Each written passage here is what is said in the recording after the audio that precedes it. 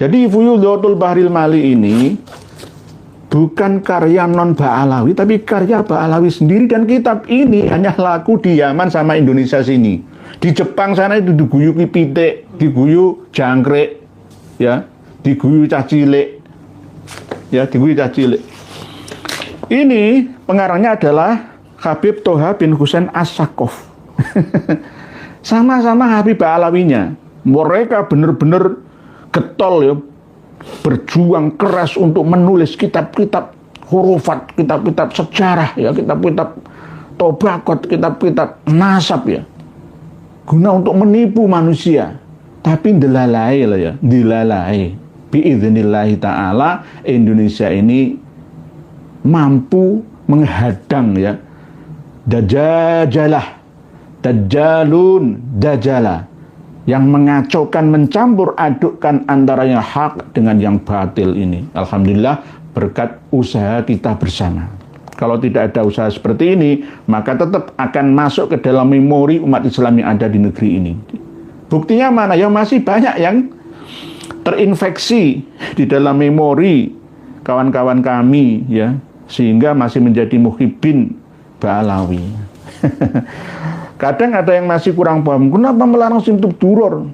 Padahal di Sabilu Taubahnya, Gus Ikdam, Blitar sana, itu rutinan. Nah, ini karena nggak tahu siapa Habib Ali bin Muhammad Al-Habsyi, pengarang kitab yang dibacanya, maulid yang dilakukan, ya, didendangkannya, ya, disampaikannya. Lah masyarakat awam ya manut-manut saja sama imamnya, pemimpinnya, ya. Nggak mampu lah, ya, untuk menerangkan seperti ini. Nah, ini harus kita bongkar bersama. Assalamualaikum warahmatullahi wabarakatuh. Saudaraku seiman dan se-Indonesia, semoga kita selalu dalam lindungan Allah Subhanahu wa Ta'ala. Amin amin ya rabbal alamin. Tanpa berpanjang lebar, langsung saja kita simak videonya dulu. Warahmatullahi wabarakatuh. Bismillah, alhamdulillah, wassalatu wassalamu ala rasulillah Sayyidina Muhammad ibn Abdillah wa ala alihi wa sahbihi amawala. La hawla wa la quwata illa billah, amma ba'd. Saudara-saudariku semuanya yang berbahagia, mohon maaf yang sebesar-besarnya mengulang kembali pada live yang pertama yang tidak terdengar suaranya karena mencoba untuk testing alat baru canggih dari China. Tapi tidak kami sebutkan namanya. Intinya mohon maaf yang sebesar-besarnya, pindah jalur frekuensi, mengulang kembali, tetap ngaji dengan tema malam hari ini, yaitu sholat yang dilakukan oleh Habaib Ba'alawi dalam 2 rakaat. Rakaat pertama khatam Al-Quran 30 juz, rakaat kedua membaca surat Yasin 90.000 kali. Tidak hanya tema ini saja, tetapi nanti akan melebar kemana-mana sesuai dengan komentar panjenengan semua. Sebelum kita memasuki materi ngaji bersama malam hari ini, terlebih dahulu ucapan bela sungkawa, duka yang sedalam-dalamnya kepada seluruh keluarga korban yang meninggal dunia di tol Ciawi Bogor sana. Belum ada 24 jam, kemarin malam jam setengah 12 terjadi kecelakaan yang tak terduga yang mengakibatkan puluhan luka dan 8 orang meninggal dunia. Semoga segenap keluarga diberikan kesabaran dan ketabahan, dan yang meninggal diberikan ampunan atas segala dosa kesalahan, diterima segala amal baik dan ibadahnya, dibalas oleh Allah di alam barzah dan di akhiratnya, diberikan maunah dan karomah nikmah ila yaumil qiyamah, dan alam barzahnya menjadi raudhah min riyadil jannah. Amin ya Allah ya mujibas sa'ilin wa ya rabbal alamin. Para pemirsa dan pendengar semua, bersamaan malam hari ini pula Romo Kiai Haji Marzuki Mustamar dari Malang juga ikut meramaikan dakwah khususnya di daerah Trenggalek Watulimo dan Durenan sana. Beliau malam hari ini ngisi haflah muadaah atau perpisahan akhirus sanah di Pondok Pesantren Darussalam Jajar Sumbergayam Durenan Trenggalek Jawa Timur. Setelah ngisi dari Watulimo sama-sama Kabupaten Trenggaleknya. Kenapa tidak mengikuti acara Munas Alim Ulama yang live juga diselenggarakan di Jakarta malam hari ini, dihadiri oleh Presiden dan Wakil Presiden kita, begitu juga mantan Wakil Presiden Romo Kiai Haji Ma'ruf Amin yang turut serta mendatangi acara tersebut. Ini bagaimana respon kita? Kita tetap mendukung apa yang menjadi kegiatan utama para ulama di Nahdlatul Ulama. Tetapi harusnya di abad kedua harus bisa melakukan lompatan jauh ke depan, ya, sesuai dengan tuntutan zaman. Jangan hanya teori saja. 102 tahun usianya Nahdlatul Ulama yang diprakarsai beliau tanggal 16 Rajab 1344 ya. Mohon maaf malam hari ini saya menyesuaikan jas saya merah ya, kopiah saya juga merah ya, menyesuaikan keadaan. Merah semua ini gara-gara ada keadaan ini. Mohon maaf ya. Ini karena live ini bisa alami. Banyak yang protes saya pakai kopiah ala hitam saja ya, kayak ciri khas pribumi, jangan dirubah Alawi. Ya, 102 tahun NU berdiri, namun tetap masih belum bisa menghadapi tantangan zaman ini. Buktinya apa? Iya, sekarang ini nanti ada munas musyawarah nasional ya, alim ulama ya, mestinya ya yang dimusyawarahkan itu apa? Ya mestinya harus isu-isu terkini, dan isu-isu terkini tidak sampai ulama-ulama yang ada di Nahdlatul Ulama menyentuh Ba'alawi. Gak berani, takut resiko tinggi. Inilah yang namanya ulama yang belum 100% warasatul anbiya. Ulama yang warasatul anbiya itu mampu menengahi antara atasan dan bawahan, bisa menyelami kondisi hati dan pikiran umatnya, jamaatnya, muridnya. Nah, ini namanya ulama yang benar-benar warasatul anbiya. Tetapi kalau ulama ini hanya duduk manis di kursi empuk seperti Ndoro, feodal, seperti Belanda penjajah dulu, ya tidak akan berubah. Agama ini akan tetap menjadi teori saja. Tidak ada praktek yang mengena rahmatan lil alaminnya itu. Ini harus kita perhatikan bersama.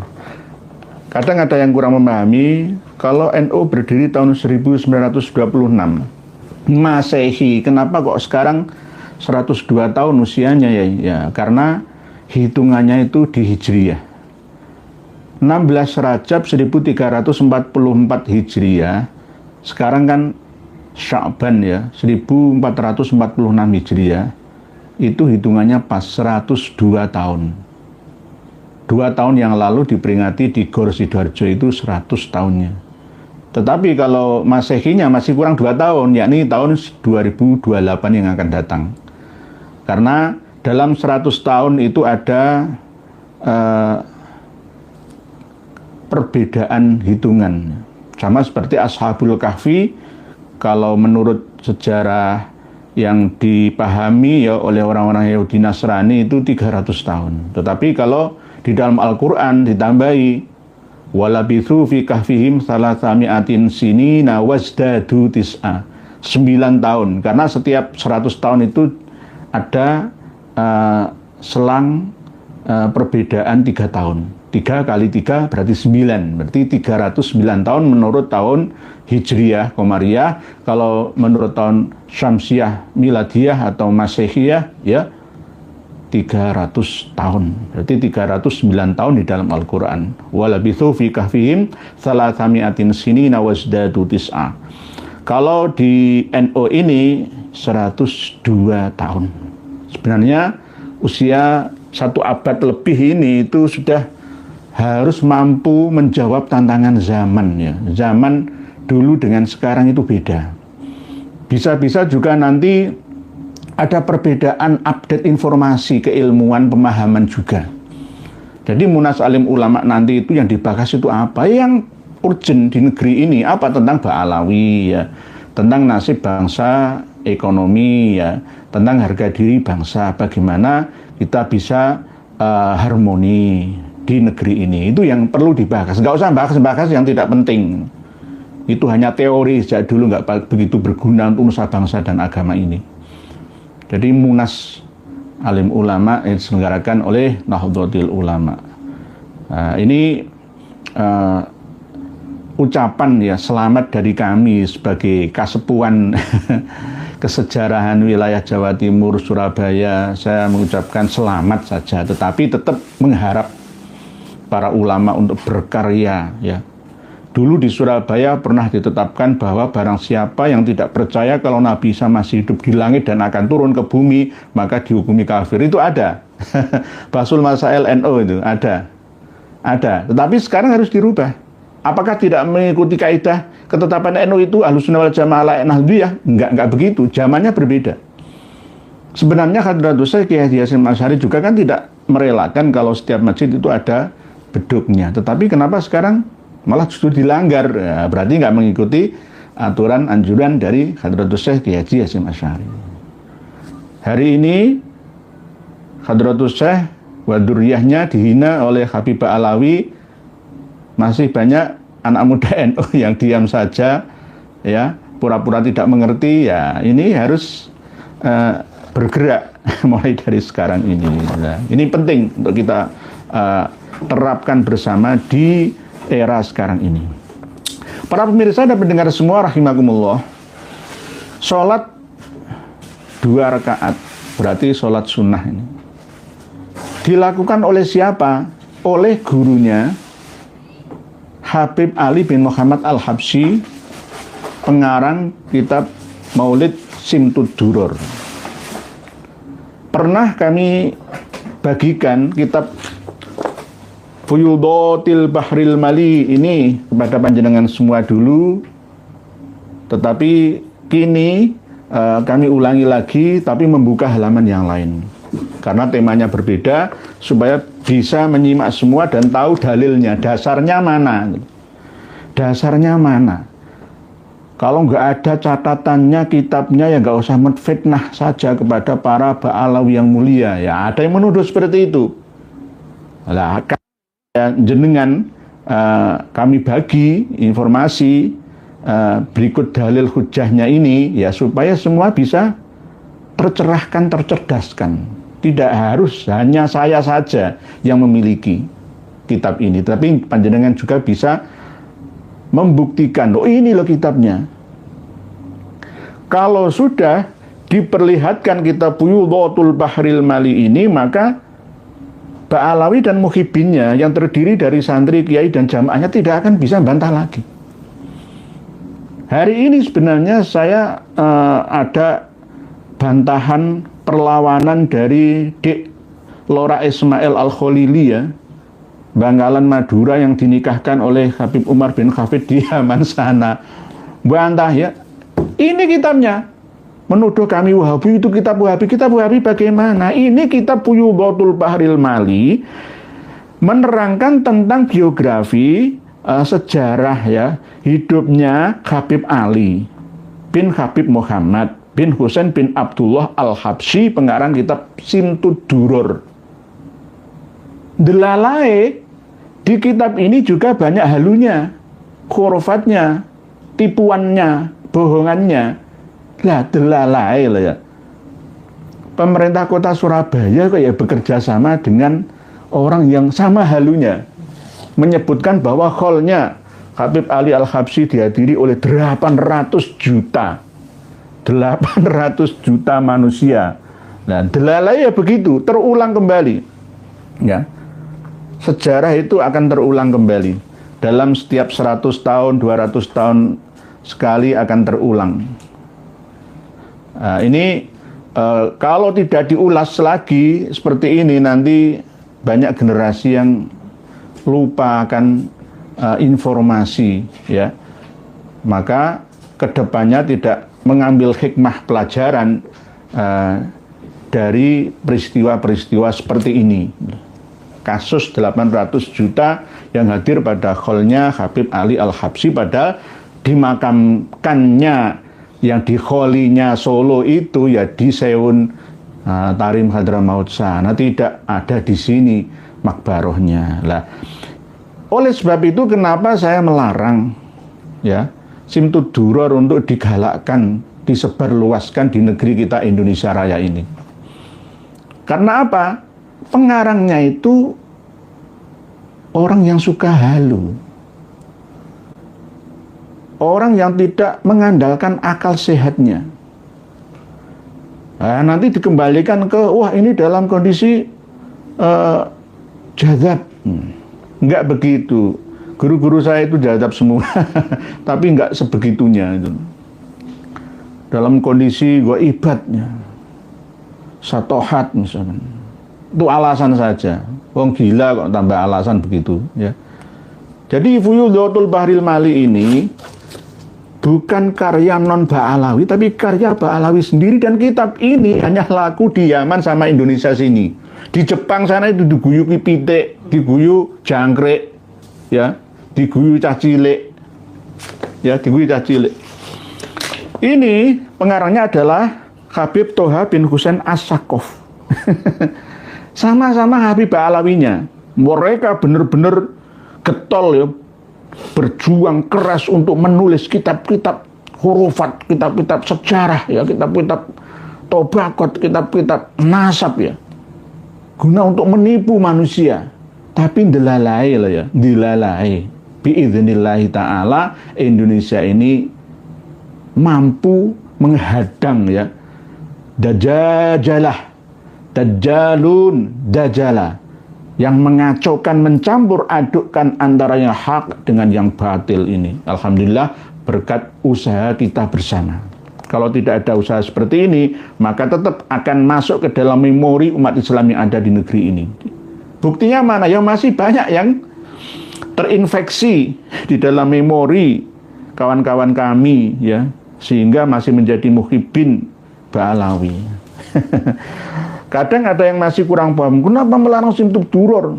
Padahal di Sabilu Taubahnya Gus Ikdam Blitar sana itu rutinan. Nah, itu karena nggak tahu siapa Habib Ali bin Muhammad Al-Habsyi, pengarang kitab yang dibacanya, maulid yang dilakukan ya, didendangkannya ya, disampaikannya. Lah masyarakat awam ya manut-manut saja sama imamnya, pemimpinnya.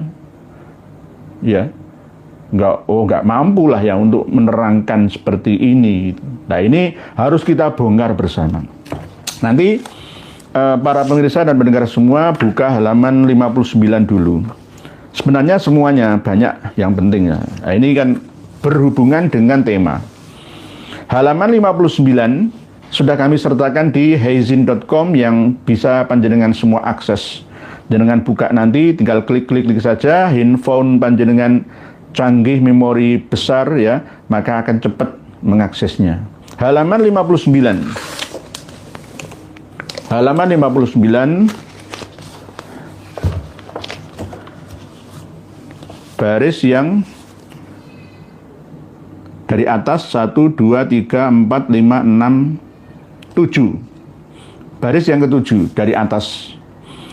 Ini menulis tentang ngendikonya Habib Ali Al-Habsyi, pengarang kitab Simtud Duror, yang memuja dan memuji gurunya. Termasuk di sini adalah Habib Hasan bin Soleh. Habib Hasan bin Soleh Al-Bakhar ini sebenarnya marganya bukan Al-Bakhar, tapi Al-Aidrus. Marganya itu Al-Aidrus. Jenengan buka dulu halaman 56. Ya, As-Salith. gurunya Habib Ali Al-Habsyi yang ketiga, Tarjamatul Habib Hasan bin Soleh Al-Bahar. Seperti Habib Bahar bin Sumait ya. Halaman 56. Nah, ini biografi singkat keterangan tentang siapa sebenarnya Habib Hasan bin Soleh Al-Bahar. Di sini ada keterangan watsalitsu min masyayikhihi huwa al-qutbus syahir imamul alawiyyin wa za'imuhum syekhul ulama wa sultanul auliya usglari wakah. Gitu. Ini ciri khasnya Habib Alawi ya. Wa sultanul auliya, sultanul auliya juga al-alimul allamah wal habrul fahamah dzil judil ghamir wal majdul mutawatir was sana'ul bahir jami'ul ilm al batin wal zahir al habib alladhi khairatuhu wa barakatuhu wa amtaruhu hadalatan tajri. Hasan bin Soleh bin Idrus Al-Bahar Al-Jufri, tapi makanya Al-Jufri ya diwala-wali antara Idrus punya marga sendiri, Bahar punya marga sendiri, Al-Jufri punya marga. Itu dikacaukan ya. Dajjal itu artinya adalah mengacaukan, mencampur adukkan supaya orang tidak bisa menilai ma bainal haq wal batil, mana yang benar dan mana yang salah. Radhiyallahu anhu. Ini. Jadi Habib Hasan bin Soleh bin Idrus Al-Bahar Al-Jufri. Al-Jufri. Jadi Jepara dari Al-Jufri itu. Al-Khairat Palu itu kan Al-Jufri. Salim Sekap Al-Jufri kalau menteri kemarin itu. Jadi Habib Hasan bin Soleh Al-Bahar Al-Idrus itu, Al-Jufri, memiliki karomah yang sangat tinggi. Ya. Halaman 59, baris yang ke-7 dari atas. Wa min kalamihi aydon, dan termasuk ngendikonya Habib Ali Al-Habsyi yang ceritanya macam-macam mengajar nahwunya kepada Kanjeng Nabi Sayyidina Ali dan Sayyidina Hasan. Aydon juga Al-Habib Hasan bin Soleh yujibu fil raka'atil wahidah khotmatan. Sholat 2 rakaat. Rakaat yang pertama itu mampu menghatamkan Al-Quran 1 kali. Bukan menghatamkan Al-Quran seperti dawuh Kanjeng Nabi, siapapun dia yang membaca surat Al-Ikhlas 1 kali itu sama dengan menghatamkan Al-Quran 1/3. Khataman, kalau 2, ya berarti 2/3 khataman. Kalau membaca surat Al-Ikhlas 3 kali sama dengan membaca 1 kali khataman Al-Quran 30 juz. Sama dengan, tidak persis, pasti enggak. Ya sama dengan kayak ini ada nanas yang kecil, ada nanas yang sedang, dan ada nanas yang besar. Ini 30 juz itu loh. Akal mana yang bisa menerima ini? Pasti mukhibinnya yang masih gila, Ba'alawi yang masih ODGJ pasti akan membantahnya, melawan ini. Nek dikercano Gusti Allah lah ya iso. Ini dalile wong males belajar. Update ilmu terkini. Nggih. Gak ada orang sholat 2 rakaat. Rakaat yang pertama itu menghatamkan Al-Quran 30 juz. Itu gak ada. Kanjeng Nabi aja gak pernah dalam sejarah hidupnya. Gak ada. Kalau ada silakan buktikan. Ini hanya lucu-lucuan. Tapi dicatat di dalam kitab, dan ngendikonya Habib Ali Al-Habsyi, pengarang kitab Maulid Nabi Simtud Duror. Masa kita masih mau membaca karangannya, padahal pengarangnya orang yang halu seperti ini. Lah inilah yang penting ya, harus kita ketahui bersama. Kita bongkar-bongkar semua ya. Wa fir raka'atis tsaniyah, ini gurunya bisa seperti ini, muridnya ya mungkin ya sejajar ya. Wa fir raka'atis tsaniyah, dan di dalam rakaat yang kedua, tis'ina alfin, membaca 90.000 min suratil ikhlasi, dari surat Qul huwallahu ahad. Pengumuman, umumkan ini ke seluruh manusia di dunia ya, yang masih sehat akal budinya. Bisakah menerima? Enggak hanya umat Islam saja. Coba kita wawancara dengan umat non muslim di seluruh dunia. Ada orang sholat satu rakaat membaca Qul huwallahu ahad 90.000 kali? Ada? Nggak ada. Alasan lain nanti ada di halaman berikutnya di kitab yang sama. Alasannya adalah barokahnya waktu. Barokahnya waktu. Jadi seakan-akan itu walaupun sedikit itu jadi banyak. Dimensi waktu yang ada di alam barzah, ya, alam akhirah itu beda dengan alam duniawiyah. Alam jin itu dimensi waktunya 10 kali lipat sampai 100 kali lipat alam dunia kita manusia. Ada jin usianya 10 tahun, bilang ke kita, berarti menurut kita usianya sudah 100 tahun. 1:10. Umur manusia juga begitu, maksimal 60 tahun, jin bisa 600 tahun, bahkan bisa 1000 tahun umurnya. Lah, ini kemungkinan kalau bacanya di akhirat mungkin ya bisa lah ya. Ya, 1000 tahun sini, 1 hari di sana. Tapi dimensi seperti ini tidak bisa, ya. Wong ini sholat 2 rakaat kok. Ini rakaat yang kedua membaca surat Qul huwallahu ahad Allahus somad lam yalid wa lam yulad wa lam yakul lahu kufuwan ahad 90.000 kali. Jenengan percaya? Wae Muhyiddin dan Ba'alawi semua pengumuman, bantahlah kitab ini kalau bisa. Kalau jenengan bisa membantah kitab ini, saya akan taslim dan mengikuti, ya. Mengikuti ajaran Ba'alawi yang nyeleneh ini. Tidak akan bisa dibantah siapapun, sekelas Ustadz Abdus Somad, sekelas Ustadz Adi Hidayat, sekelas Buya Yahya, sekelas Romo Kiai Sukron Ma'mun, bantahlah ini kitab ini. Sudah kami sebarluaskan kepada seluruh umat Islam sedunia, bisa mengaksesnya, membacanya. Bahasanya Arab tapi mudah dipahami dengan bahasa kita. Jelas. Rakaat pertama khatam Al-Quran 30 juz. Rakaat kedua khatam 90.000 kali membaca surat Al-Ikhlas. Masuk apa enggak? Ya berarti kitab karya Ba'alawi itu halus semua. Ya enggak semua sebenarnya, kayaknya dicampur aduk. Inilah yang namanya Dajjal. Dajjal itu bahasa Arab, aslinya Dajjala itu artinya mencampur aduk. Kalau Dajjal berarti sangat mencampur aduk. Dari wazan fa'alu. Jadi Dajjalu. Kalau dijamak ya Dajjalun, ya. Bisa juga Dajajalah atau Dajajilah. Berarti Dajjala itu artinya adalah mencampur aduk. Kitab ini ada yang benar, tidak 100% salah, ada yang benar. Ada yang baik untuk bisa diikuti. Saya mengakui itu. Tetapi dicampur aduk dengan khurafat-khurafat seperti ini yang akhirnya yang tadinya baik menjadi tidak baik.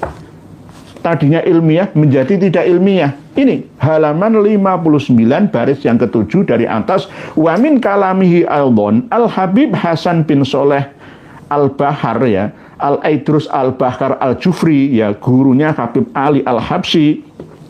Yujibu itu nyembadani bisa melakukan firrok atil wahidah di dalam satu rakaat khotmatan khatam Al-Quran 30 juz. Kalau mimpi saya percaya, ini bukan mimpi kok. Ini bukan mimpi, ya. Wa firrok atil tsaniyati tis'ina alfin min suratil Ikhlas. Saya tantang semua. Kalau ada yang bisa, saya akan menjadi muridnya. Saya akan mencium lututnya.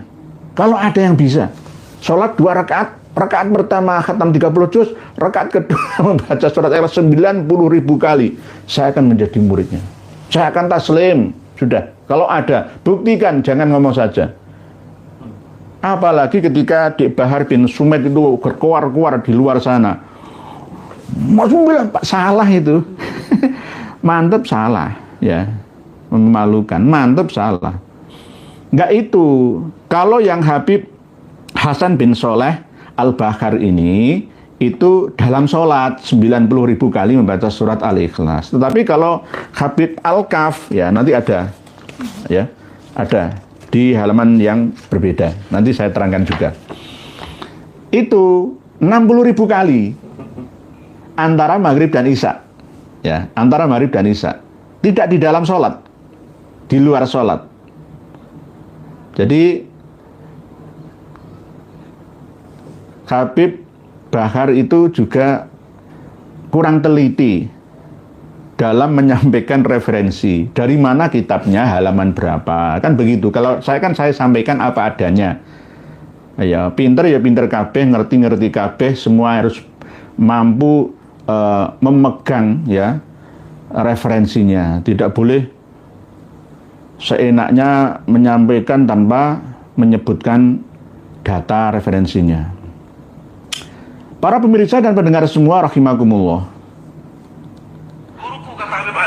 Kalau waktu antara maghrib dan isya, beliau baca Yasin berapa kali? 60.000 kali. Bagaimana Habib Abu Bakar bin Abdullah Al-Attas? Habib Abu Bakar bin Abdullah Al-Attas satu kali duduk baca Yasin 90.000 kali. Loh, beda-beda ya? Guruku kata Habib Ali, kalau waktu antara maghrib dan isya, beliau baca Yasin berapa kali? 60.000 kali. Nah, ini rada bener. Habib Abu Bakar bin Abdullah Al-Attas. Habib Abu Bakar bin Abdullah Al-Attas satu kali duduk baca Yasin 90.000. Nah, harusnya yang Abu Bakar Al-Attas itu 60.000. Diwolak-walik ya. Tapi kalau gurunya Habib Ali ya, itu 90.000 tapi di dalam sholat gitu loh. Ini nggak teliti. Habib itu rata-rata ngawur. Saya naik dewe ngomong, oh ya percaya ngono bekne ya jamaah iki percaya. Mungkin bini aku tersihir, saya itu heran kok. Guruku kata Habib Ali, kalau waktu antara maghrib dan isya, beliau baca Yasin berapa kali? 60.000 kali. Bagaimana Habib Abu Bakar bin Abdullah Al-Attas? Habib Abu Bakar bin Abdullah Al-Attas satu kali duduk baca Yasin 90.000 kali. Ono sing 60.000, ono 90.000, tapi penempatannya salah. Penempatan dalilnya salah, keliru, nggak gitu. Ya, yang Habib Hasan bin Soleh Al-Bahar ya, Al-Aidrus Al-Bahar Al-Jufri, gurunya Habib Ali itu di dalam sholat 2 rakaat, yang rakaat pertama khatam Al-Quran 30 juz, rakaat kedua membaca surat Al-Ikhlas 90.000 kali. Jangan lihat sendiri, bisa mematahkan ya omongannya Habib muda ini. Kurang berkualitas. Kurang berkualitas, baca kitabnya nggak dibawa kitabnya seperti ini. Mungkin ingatannya berubah-ubah. Ngawuriah. Ya sama dengan ketika Habib muda dan Habib tua menyampaikan tentang sejarah pertanyaan malaikat Mungkar Nakir kepada Muhibbin yang dimakamkan ya. Itu katanya Habib Abdullah bin Alwi Al-Haddad, bukan. Di Masra'ur Rawi itu tidak itu. Habib Abdullah bin Alwi Al-Huyur bin Muhammad Al-Faqihil Muqaddam. Jadi Habib Abdullah bin Alwi Ba'alawi gitu. Tetapi dipelesetkan ke Habib Abdullah bin Alwi Al-Haddad. Korbannya Habib Abdullah bin Alwi Al-Haddad mana? Di Plokoto. Oh, Habib Abdullah bin Alwi Al-Haddad nggak ada kok ceritanya dalam kitab. Ya saya belum menemukan ya. Saya belum menemukan. Man Rabbuka, Habib Abdullah bin Alwi Al-Haddad. Enggak. Man Rabbuka, Habib Abdullah bin Alwi Al-Huyur bin Muhammad Al-Faqihil Muqaddam bin Ali bin Muhammad Sohib Mirbat. Itu yang benar di Al-Masra'ur Rawi karya Abu Bakar Asyili Ba'alawi. Gitu loh. Jadi nyampaikan itu harus dipertanggungjawabkan. Ngomong itu harus berdasarkan data fakta. Tulisannya, referensinya mana ya, ini saya sampaikan kepada panjenengan semua. Jadi ini apakah bisa diterima? Tidak bisa. Halu jua, sama seperti leluhurnya dulu sampai sekarang juga nggak ada waras-warasnya. Kelihatannya warang kitab-kitab itu, saya punya ratusan kitab karya mereka itu. Nanti akan kami buka semua ke publik di Indonesia supaya cerdas semua, tercerahkan semua. Nah, ini ada keterangan lagi bahwa ini ketika Habib Hasan bin Soleh Al-Bahar ya berada di Mekah, mulai dari pintu Babus Salam ya, pintu yang dilewati Kanjeng Nabi pada waktu haji yang terakhir kalinya, Haji Wada, Babus Salam, sampai ke makam Ibrahim, bukan makam kuburan, tapi makom tempat berdirinya Nabi Ibrahim. Wattakhidhu mim maqami Ibrahim musholla, itu bisa khatam Al-Quran 30 juz. Di bawahnya lagi nanti panjenengan baca semua. Nggih.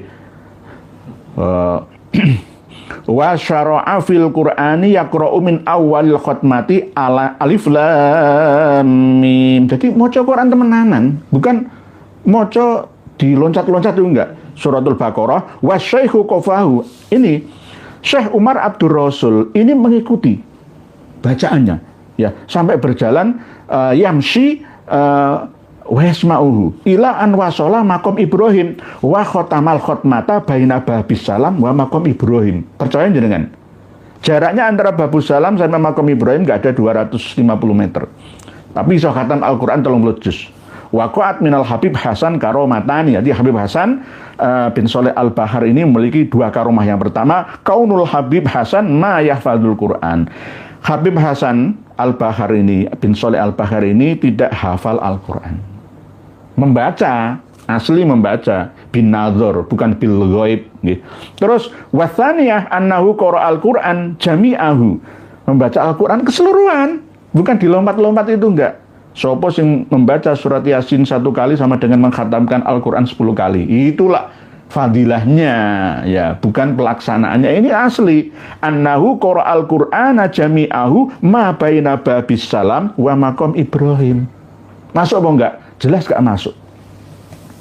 Jelas gak masuk. Nah, ini halaman 59 yang jelas tidak sesuai dengan kenyataan. Ya, berikutnya panjenengan buka bersama halaman 83 tentang khususiat Habib Abu Bakar ya. Tadi yang disebutkan Habib Abu Bakar itu. Abu Bakar. Di sini pokoknya kelompok halu-halu itulah. Summakola, ya ini Habib Ali pengarang Situ Duror. Fihi aydon qultu wa qad khassallahu ta'ala al-Habib Abu Bakar bi thalathi mazaya minal karomat. Allah telah mengkhususkan kepada Habib Abu Bakar dengan 3 pemberian karomat yang sangat hebat. Hatta ishtahara biha duna ghairihi min awliya'i asrihi wa balagha naqalatha anhu adadut tawatir. Ini semua orang menceritakan ya, dinukil ya, disampaikan, diterima, dinukil, disampaikan, mutawatir ya. Tawatir jadi tutur tinular. Al-ula yang pertama kaunuhu min ahlil khutwah. Jadi Habib Abu Bakar itu termasuk orang yang memiliki karomah, memiliki kemampuan ahlil khutwah itu ilmu saifi angin, berlari cepat, berjalan cepat. Sama seperti yang kemarin saya sampaikan dari Tunisia, Maroko sampai ke Yaman itu cuma 7 hari. Sampai ke Tarim itu cuma 7 hari. Padahal harusnya berbulan-bulan hari. Ini 7 hari langsung cepat. Perjalanan cepat. Ilmu sifi angin. Kalau Nabi Sulaiman itu ya mengendarai angin itu ya. Dari Yerusalem sampai ke China gitu. Sampai di atas tembok China itu ya, sampai berjalan lagi ke India ya. Sampai berjalan lagi ke Nusantara, mengendarai angin ya. Lah ini lebih ya mendekati mukjizahnya Kanjeng Nabi Sulaiman. Kalau Kanjeng Nabi Muhammad buruk cepat kilat ya ketika Isra dan mengantarkan ke Mi'raj. Ini kaunuhu min ahlil khutwah alladzi tutwa lahum masafatul ardi khalatal masyi alaiha. Dilempit. Bumi itu dilempit. Kayak itu jarak itu sama seperti hukum molor mungkret. Waktu ya molor mungkret, lokasi juga molor mungkret. Hukum relativitas ruang dan waktu. Saya dari Surabaya nggak naik pesawat, kereta, mobil, dan transportasi yang ada, saya berjalan cuma 2 jam. Sama dengan pesawat terbang. Berjalan malam hari. Ya, kalau lafadz mantranya itu ada. Ilmu toyul ardi namanya. Ngelempit bumi. Tapi jarang yang berhasil. Kalau ada yang berhasil seperti ini, di saat ini, biasanya uripe melarat. Angel golek rezeki. Karena apa? Ngelakoni ilmu perdukunan ya. Nah, ini Tetapi kalau karomah, enggak. Karomah, misalkan Mbah Sunan Ampel mau ke Tuban itu ya tidak perlu waktu yang lama, enggak butuh waktu berhari-hari untuk ke Demak misalkan. Dari Demak Mbah Sunan Kali mau ke Surabaya enggak perlu berhari-hari, cukup dengan ilmu telepati ya, jarak jauh ataupun dengan ilmu lempit bumi. Secepat kilat. Zaman dulu itu kayaknya begitu. Kita tidak menyalahkan memang karena perbedaan zaman ya. Zaman Pangeran Diponegoro pada waktu gerilya Perang Jawa itu ya begitu. Dulu juga utusan-utusan Mataram sampai ke Madura, sampai ke Surabaya, Trunojoyo sampai menundukkan Mangkurat pertama. Itu juga menggunakan ilmu-ilmu seperti ini, tapi biasanya malam hari. Masafatul ardi khalatal masyi alaiha. Terus yang kedua, kaunu syakhsihi asyarif yatajazza'u. Jadi bisa apa ya? Saya bisa memecah diri menjadi ribuan badaniah seperti saya ini. Sama seperti ilmu apa ya? Bukan malih rupa. Naruto. Ya pokoknya saya bisa menjadi 100 seperti saya. Ada di mana-mana. Ini kaunu syakhsi syarif yatajazza'u fayablugu adatan minal ashkhas ala surati al khalqiyati dzatan wa sifatin. Jadi podo kayak aku iki. Aku nang Cipondo Tanggerang Banten ya ana aku ya. Nang Madura ya ana seperti aku iki podo. Jadi apa ya, membelah diri lah. Ilmu membelah diri. Saya bisa pas dalam kondisi seperti ini, saya juga di Makkah sekarang ini. Kumpul dengan orang-orang yang tawaf misalkan. Nah, ini kalau sekarang ini wallahu a'lam bishawab, ilmu-ilmu langka seperti ini itu tidak. Kalau dulu mungkin bisa dipahami ya, karena memang tidak adanya perkembangan teknologi ya. Atsalitsah kaunuhu ya'rifu as-sa'id minasyaki. Jadi Habib Abu Bakar ini ngerti iki wong ciloko, iki wong bejo, ngerti ya. Biqiraatil kitabah al-khalqiyah allati fi jabinil insan. Nang pilingane gitu, nang bathuke sedewaca. Iso ngeramal ya, ilmu telepati, bisa membaca isi hati orang-orang yang ada dan ditemui. Ya, ini beliaunya ada 3 karomahnya Habib Abu Bakar. Yang pertama memiliki karomah ilmu lempit bumi, yang kedua bisa memecah diri, yang ketiga bisa membaca isi hati. Iki ahli neraka iki ahli swarga iki, ngerti kabeh. Ya, terus akhirnya ke halaman 92. Tadi halaman 83 nggih. Halaman 92. Halaman 92. Nah, ini 92 baris yang 1 2 3 4 5 dari bawah. Halaman 92 baris kelima dari bawahnya. Baris kelima dari bawah. Nanti cocokkan sendiri dengan ucapannya Habib tadi. Termasuk Habib Al-Bahar As-Sumait ya. Wa dzakarul Habib Ali. Nah, ini Habib Ali lagi yang ceritakan, pengarang Simtud Duror ini. Wa dzakar Al-Habib Ali Anis Sayyid Ahmad Al-Kaf. Ya. Yang cerita itu siapa? Sayyid Ahmad Al-Kaf. Qala berkata, Innal Habib Abu Bakar Al-Attas, ya tadi loh ya. Tadi yang pertama sebelum Dibakar bin Sumait ya mengatakan benar ya, mengatakan sesuai dengan kitab ini.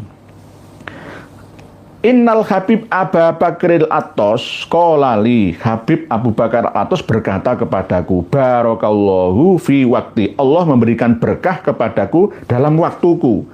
Ati fi ma bainal maghribi, datang aku mengalami waktu antara sholat maghrib wal isya'i dan sholat isya' bisitina alfi marrotin, dengan membaca 60.000 kali min surat Yasin, dari surat Yasin.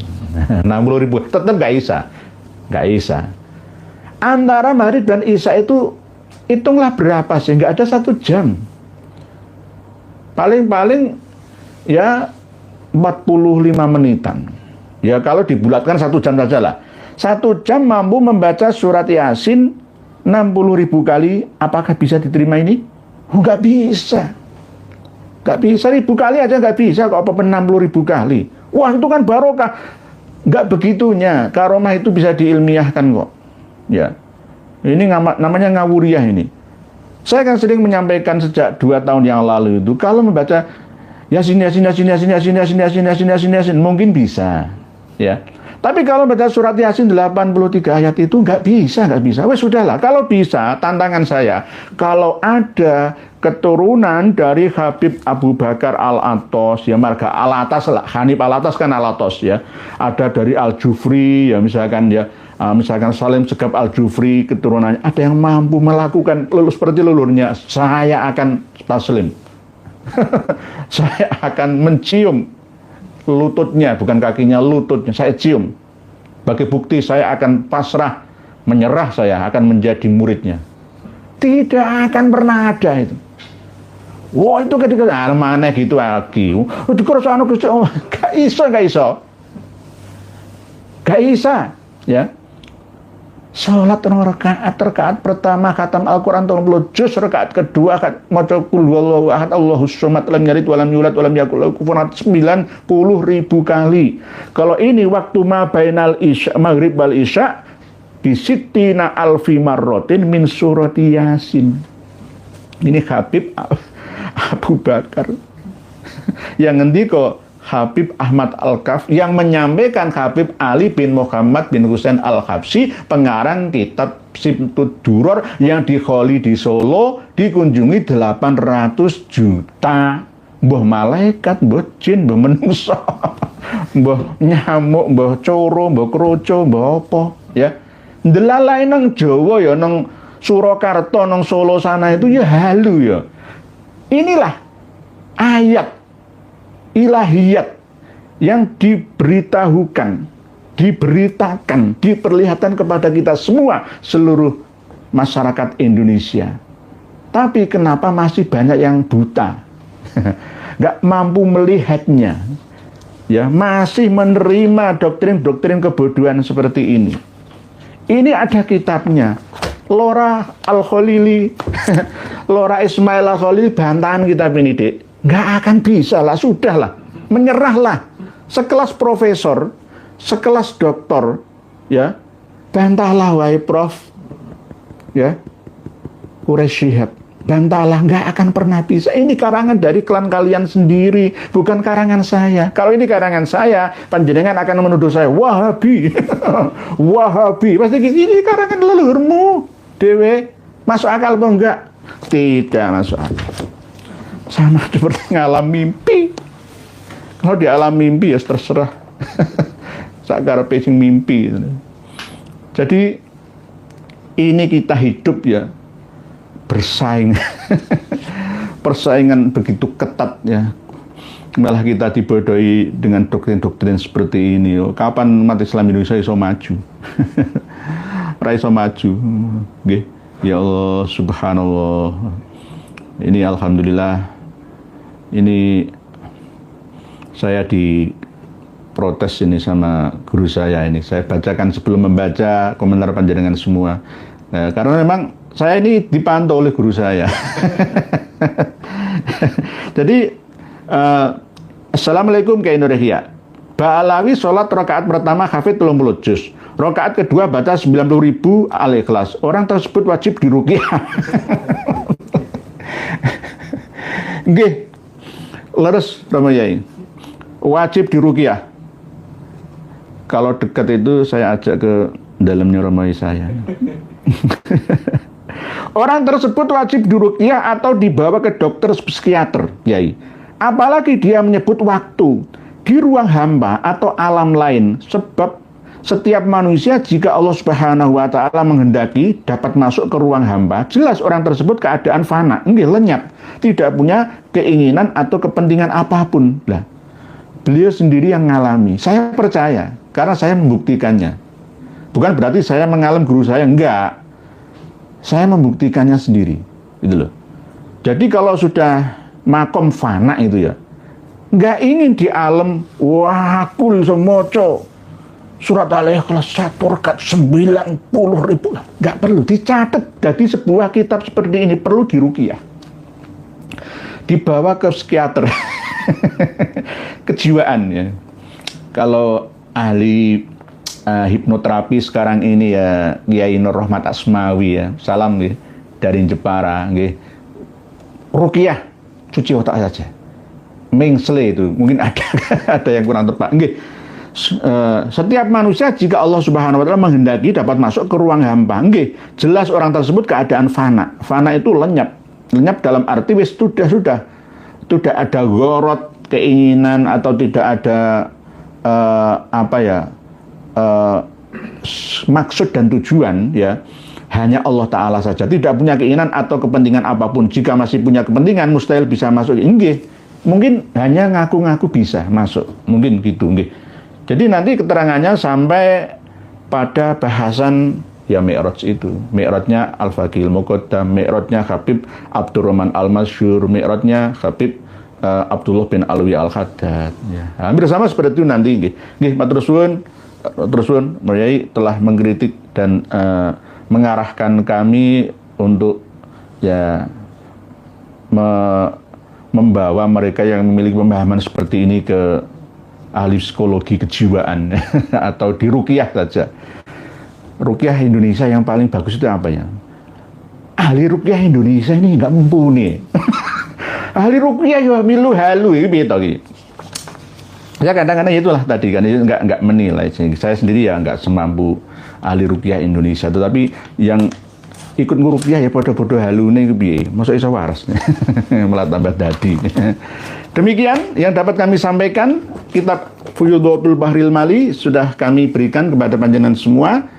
Dari guru saya kami ikhlaskan. Ini ilmu Allah Ta'ala, bukan ilmu saya, bukan ilmu guru saya, bukan ilmu siapa-siapa. Nanti tetap harus panjenengan sampaikan dari generasi ke generasi, murid, jamaat, pengikut ya, panjenengan semua. Karena intisyarul ilmi, nyebar no ilmu pengetahuan, mencerdaskan anak bangsa semuanya. Oke. Bismillahirrahmanirrahim. Bismillahirrahmanirrahim. Kita bahas komentar panjenengan dalam tulisan di forum ini. Bismillahirrahmanirrahim. Ini yang milihkan admin ya, bukan saya. Saya jelas nggak mempelajari terlebih dahulu karena saya pengen yang natural, yang alamilah. Oke. Bismillahirrahmanirrahim. Bismillahirrahmanirrahim. Ben bejane. Assalamualaikum warahmatullahi wabarakatuh. Waalaikumsalam.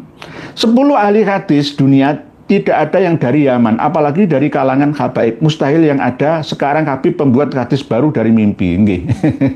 Ka'ab al-Akhbar itu yang asli Yahudi, tapi Yahudi Yaman. Masuk Islam pada zaman sahabat Umar bin Khattab menjadi khalifah. Termasuk tabi'in yang meriwayatkan hadis-hadis tentang Dajjal, Nabi Isa. Tapi mantan pendeta Yahudi Yaman dari suku Himyar. Nggih. Gitu nggih. Kalau yang lain itu ya ada yang dari Yaman tapi bukan Yaman yang sekarang. Jadi misalkan sholatullahi ala tohel Yamani, itu bukan Yaman sekarang. Itu Yaman San'a, Yaman Utara. Hadramaut tidak termasuk nggih. Begitu nggih, mustahil. Karena Habib membuat hadis baru dari mimpi nggih, karena memang tidak komanan menjadi tokoh perawi hadis akhirnya sekarang. 2 hari yang lalu. Itu hari yang lalu ini. Ke bawah lagi. Oh, itu sudah kemarin. Ben Bejan enggak, ini anak seperti lah yang baru Turun lagi. turun lagi, ini sudah turun ya. Buku biru. Buku biru. Jadi ada Abu Harfi Fadilah. Assalamualaikum warahmatullahi wabarakatuh. Dari ini, benarkah Nabi Isa itu tidak menikah dan tidak mempunyai anak? Matur suwun. Menikah dan mempunyai anak. Keturunannya banyak yang ada di daerah campuran antara India, Kashmir, Srinagar sana. Nggih. Nah, ada. Hari Agus, Assalamualaikum Pak Yai. Derek ngawas semoga Pak Yai. Iya bener kok. Iya. Bener ini. Oh nanti aku dipisui pemirsa semua. Wong ini amanah ya. Admin mohon maaf. Admin ngantuk. Assalamualaikum Pak Yai. Derek ngawas semoga Pak Yai sehat selalu. Amin matur suwun. Bu Arfi Fadilah tidak mempunyai anak matur suwun. Mempunyai anak Bu Arfi Fadilah. Tapi tidak dipublikasikan. Ya. Namanya beliau menjadi Yus Asaf gitu. Bukan Yesus, ya, beda lagi dialektika bahasanya. Jadi Nabi Isa itu setelah penyaliban ya hanya disalib hanya waktu 3 jam saja. Setelah itu diturunkan dari tiang salib, diobati, dibawa ke sebuah gua oleh Maria Magdalena dan kawan-kawannya ya. Lalu di hari yang ketiga itu bangkit dan bercerita menemui.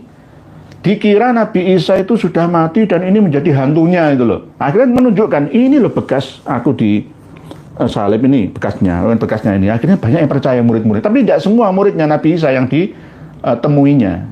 Lalu setelah itu pada hari yang ketiga ya pergi ke arah timur sana bersama dengan ibundanya. Nggih, begitu nggih, Bu Arfi Fadilah. Pak Nur Hadi, strategi dakwah seperti apa agar rakyat Papua, Dayak, Kupang, Minahasa, Bali dan lain-lain agar tertarik dengan ajaran Islam Pak Kiai?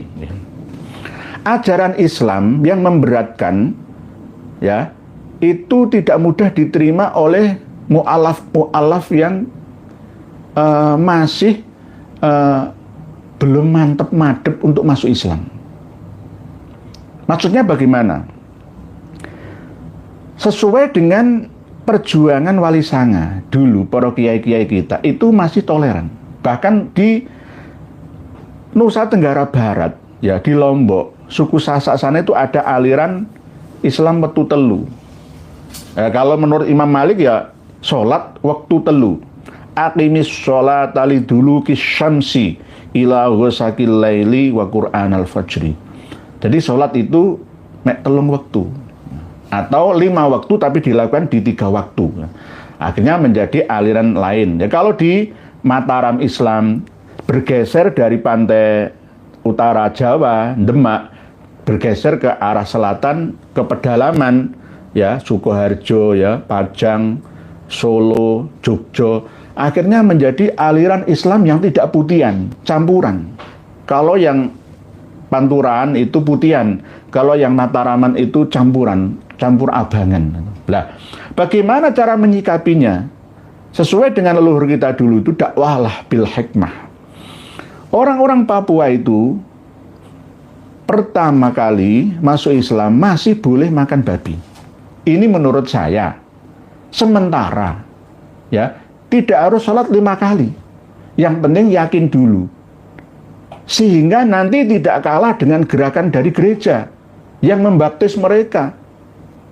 Awal nama kawan-kawan yang ada di Papua itu kan rata-rata nama pembaptisan juga. Yang berontak, yang bunuh TNI Polri kita itu kan Egyanus, ya, Martinus, ya. Itu nama-nama Katolik Roma. Kenapa umat Islam nggak masuk ke situ? Ada seorang dai yang bernama Goromaten itu ya, hanya mengajarkan untuk mandi bersabun, bersih-bersih an-nadhafatu minal iman. Nah, harus fleksibel. Islam itu harus fleksibel. Tidak boleh langsung saklek gitu. Langsung sholat waktu, ya mereka nggak tertarik. Haram babi, loh makan babi itu seakan-akan itu menjadi menu wajib di sana.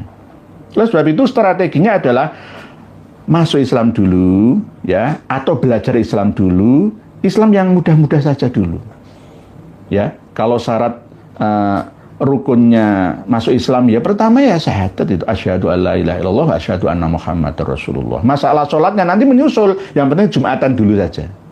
Bangun musola atau masjid ya.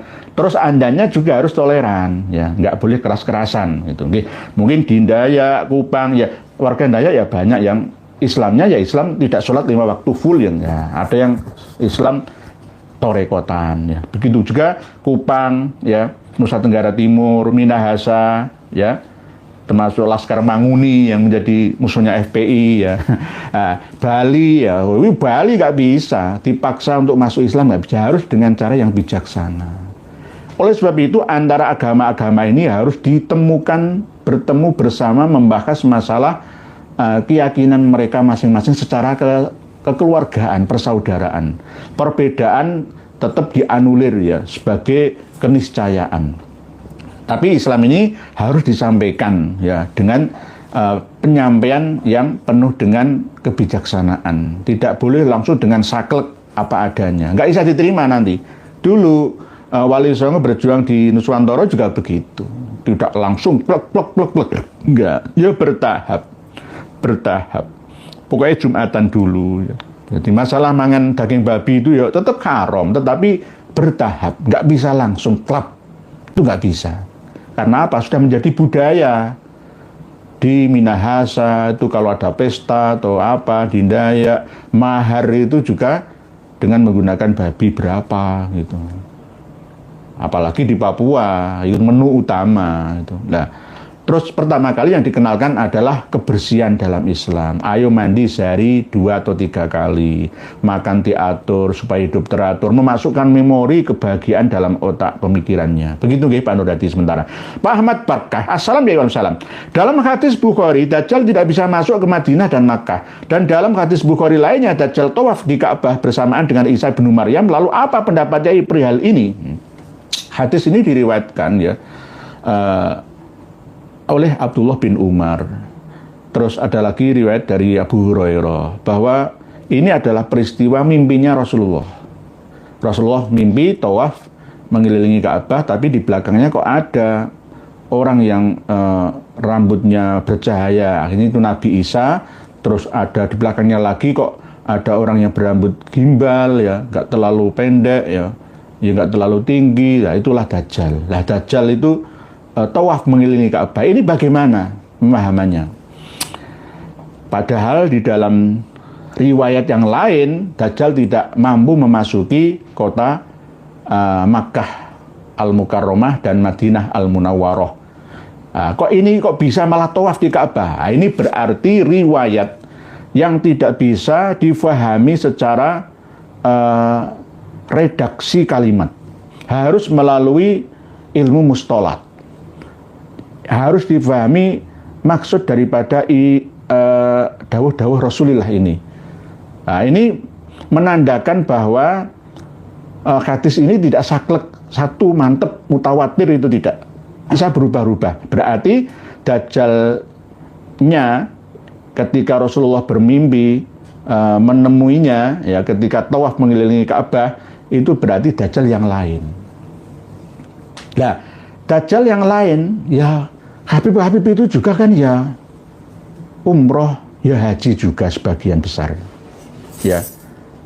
Para pendusta, Dajjala itu artinya adalah mencampur aduk antara kebenaran dan kebatilan, kesalahan dan kebenaran, dicampur aduk. Ya kelihatannya alim, saleh, tapi ternyata ada program lain dalam hatinya, ingin menguasai, menundukkan lainnya. Berarti termasuk Dajjal. Dajjal itu secara umum qoribun min salasin itu nggih, Pak Ahmad Bakka. Berarti yang dimaksud dengan hadis yang pertama tidak bisa masuk ke Makkah dan Madinah, itu berarti Dajjal yang berbeda dengan Dajjal yang kedua, yang dalam mimpi Nabi kita tawaf mengelilingi Ka'bah. Lah, tawaf mengelilingi Ka'bah itu berarti ya dia seorang muslim tapi pembohong, pendusta, pencampur aduk antara kebenaran dan kebatilan, hak dan batil. Itu nggih. Jadi ini menurut asumsi, interpretasi apa yang saya pahami selama ini, bahwa memang riwayat tentang adanya Dajjal itu berbeda-beda. Sumbernya dari satu, yakni Kanjeng Nabi kita, tetapi yang menyampaikannya itu bil makna. Bisa juga ditambah-tambahi sendiri sesuai dengan asumsinya. Sama dengan Nabi Isa nanti setelah membunuh Dajjal, menata umat hidup berapa tahun lagi, ada yang ngendika 7 tahun, ada yang ngendika 40 tahun. Nah ini bagaimana? Wong iya sahih, sama-sama sahih, yang meriwayatkan ya Bukhari Muslim. Ini ya sama-sama Imam Bukhari. Itu bagaimana? Kita cari analoginya. Jadi Dajjal yang pertama tidak sama seperti Dajjal yang kedua. Ininya seperti itu. Sampai sekarang sebenarnya Dajjal kan sudah keluar ya. Dalam setiap 100 tahun sekali 1 abad ya. Ketika kiamat hari Jumat di Tunisia ya, bakar giri yang akhirnya bergeraklah ya, sampai ke arah timur, sampai ke Libya, sampai ke Mesir, sampai ke Suriah, sampai ke Yaman. Arab sepereng Arab Spring, kebangkitan, kiamatan dunia Arab itu yang akhirnya membawa berita-berita kebohongan dari Wikileaks, dari seorang Australia yang membocorkan data, diketahui oleh semuanya, yang akhirnya geger ya, rakyat berontak terhadap pemimpinnya. Yang selamat itu Arab Saudi kan tidak. Kerajaan Arab Saudi ternyata nggak dimasuki oleh Dajjal Wikileaks itu. Seandainya masuk di sana, wah berontak. Penduduk Arab berontak sama rajanya, Muhammad bin Salman digulingkan bagaimana? Ternyatanya tidak. Nah ini berarti Dajjal itu tidak bisa masuk, dilindungi oleh malaikat. Siapa? Askar, tentara-tentara Arab Saudi sana. Tentara perbatasan yang menjaga udara, laut, dan daratannya. Begitu nggih, Pak Ahmad Bakah. Nggih, sementara nanti kita bahas lagi. Jadi Ka'bah ya di Makkah, padahal Madinah dan Makkah ya tidak bisa dimasuki oleh Dajjal dan Ya'juj Ma'juj. Lagi kok malah tawaf itu bagaimana? Nah ini berarti Dajjal yang berbeda, karena Dajjal itu qaribun min thalathin. Semuanya mengaku kulluhu yaz'umu annahu Rasulullah. Bahkan ada yang mengaku sebagai Allah, anallah, ada yang mengaku na'am anallah, ada yang seperti itu. Gembur. Assalamualaikum warahmatullahi wabarakatuh. Derek yang suka pura ngalah berkah inggih sami-sami waalaikumsalam. Semua ada berkahnya. Tabarukan saya dengan panjenengan, saya tabarukan dengan ngaji bersama. Semakin kami asah ilmu ini, semakin tajam insting saya. Sama-sama belajar, sama-sama belajar. Nggak ada guru, nggak ada murid. Kita ini berbagi, sharing, intisarul ilmi. Pak C, Banul Jan itu apa seperti manusia? Makan dan minum, nikah dan lain-lain. Kebanyakan kok ada di Gunung Kawi, Pak Yai. Nah, Pak Jai ini termasuk peneliti dunia misteri. Banul Jan, ketika Banu Adam dan keturunannya tidak mendekat di satu tempat, maka di situ dikuasai oleh Banul Jan. Bahkan sampai sekarang sebenarnya, pulau-pulau terpencil, hutan-hutan yang belum diambah oleh Banu Adam, yaitu masih ditempati oleh mereka dalam lingkup dimensi mereka masing-masing. Tapi makanannya tidak sama. Makanannya Banul Jan dengan Banu Adam berbeda, karena mereka terdiri dari uap panas atau api yang menjadi asal-usulnya, tetapi bisa membelah diri menjadi materi seperti halnya manusia berdimensi 3 yang memiliki jasad.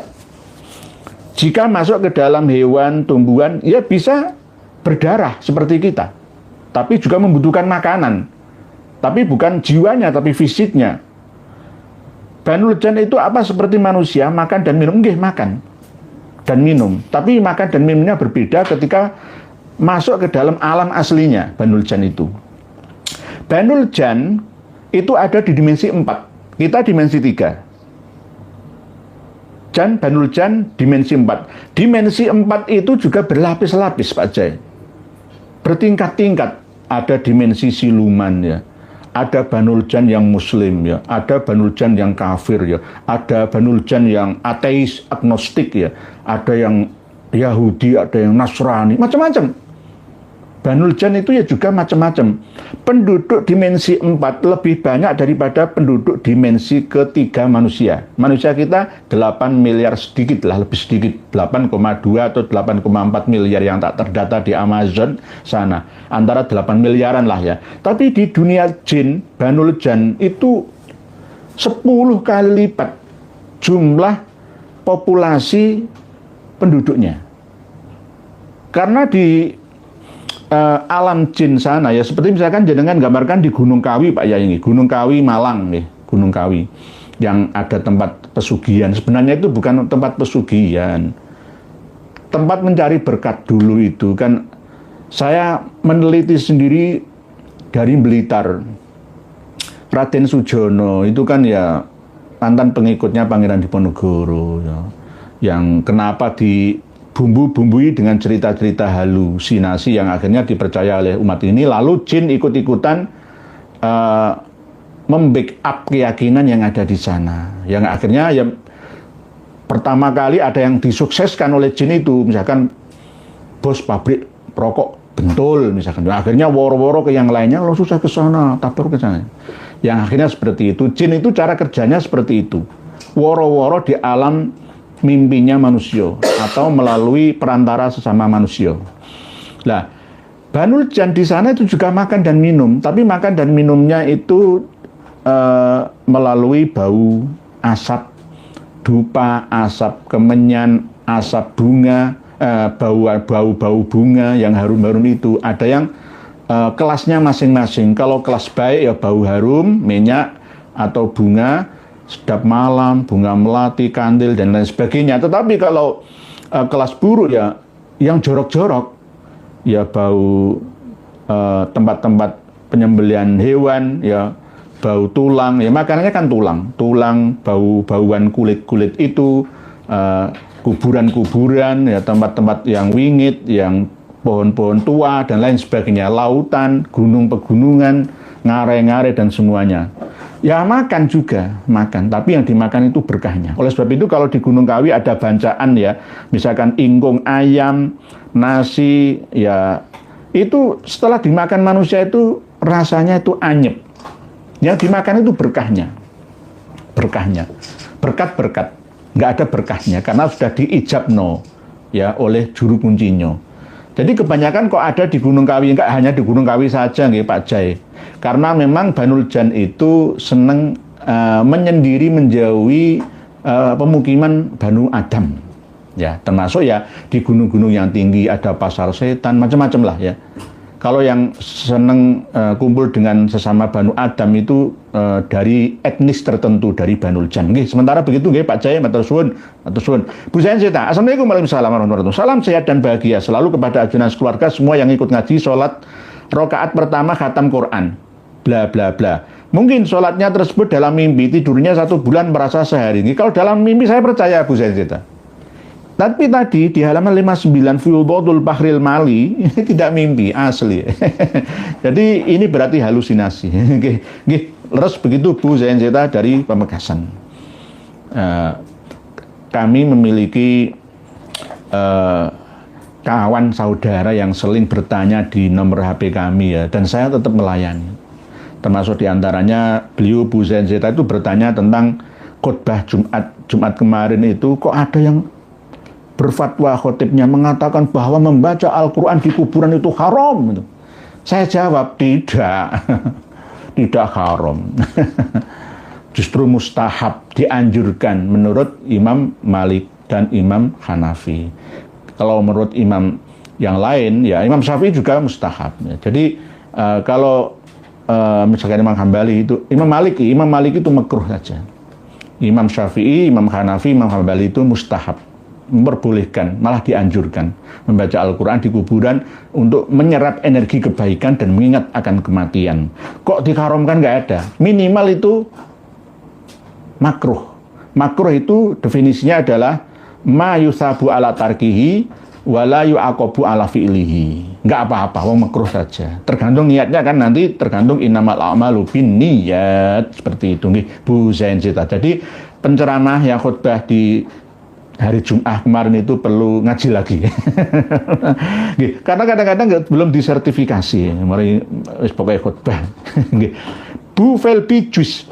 Assalamualaikum warahmatullahi wabarakatuh. Para ahli tafsir di Madinah mengatakan Nabi Isa menulis Injil yai. Di antaranya Syekh Prof. Dr. Imad Zuhair Hafid, Profesor Fakultas Al-Quran Universitas Islam Madinah. Gimana yai? Saya perlu belajar lagi Bu Felbi Jus masalah ini. Kalau menulis ya, Injil itu sebenarnya nggak ditulis. Injil itu terletak dalam diri Nabi, ya, dicatat oleh murid-muridnya. Yang akhirnya dicandarkan ini kitab Injil.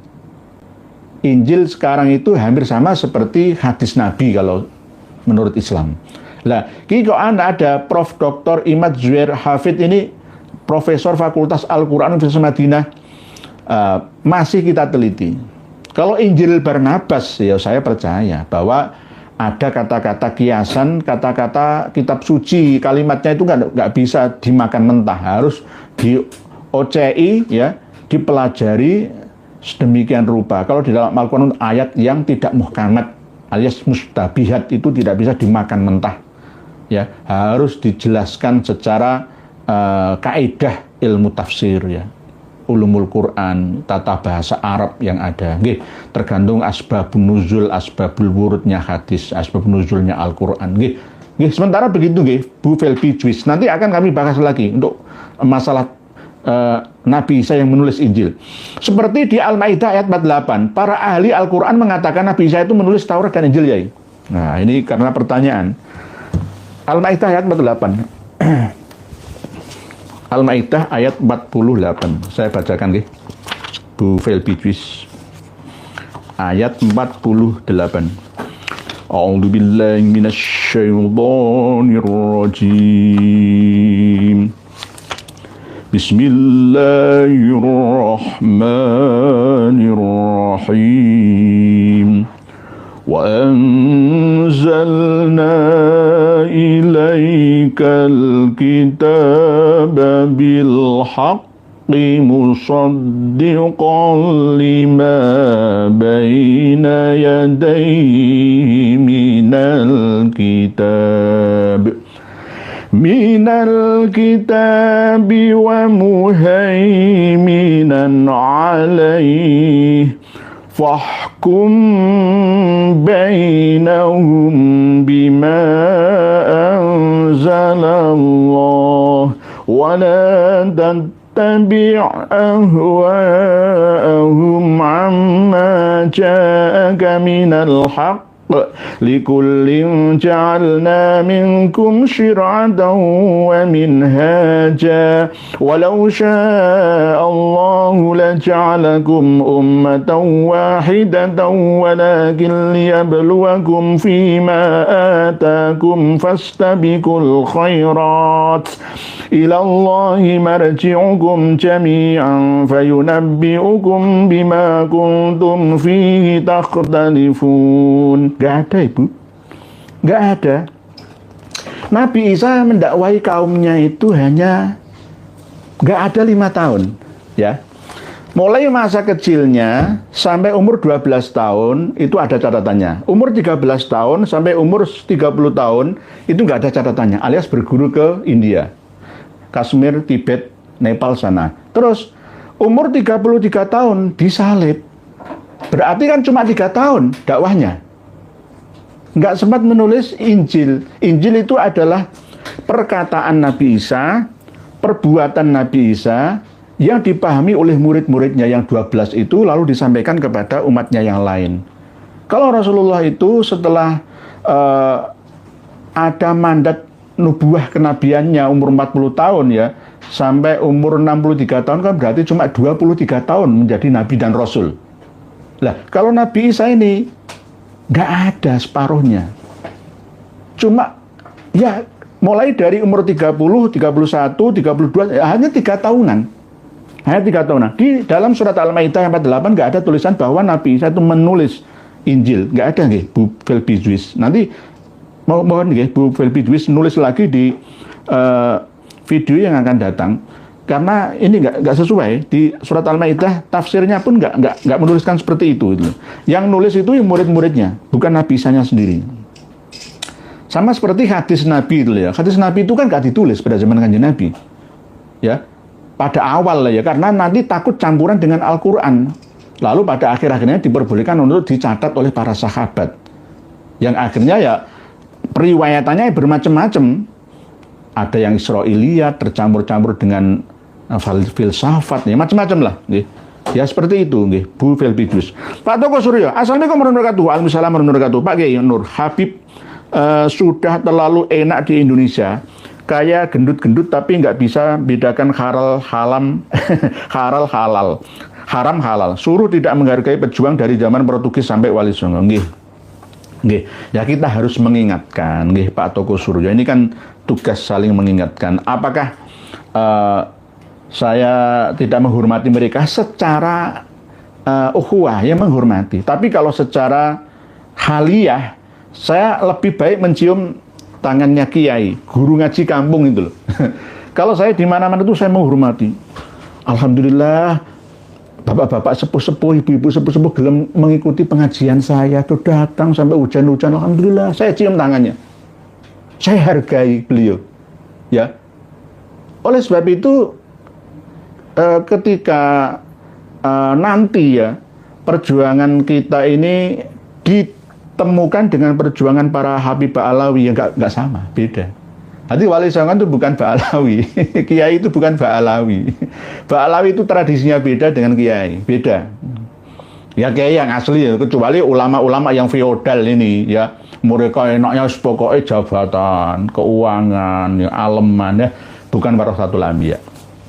Sing jenenge ulama warasatul anbiya itu adalah dekat dengan orang lemah ekonominya, lemah ilmunya, lemah fisiknya.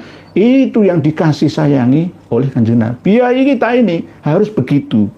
Belajar, saya itu belajar. Kemarin malam itu saya kan sebagai Kasepuhan Surabaya itu ketemu dengan Romo Kiai Abdus Salam dari Siwalan Panji Buduran. Saya cium tangannya.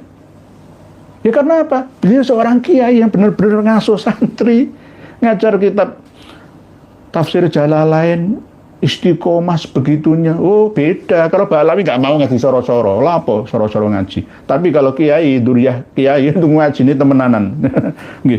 Begitu nggih.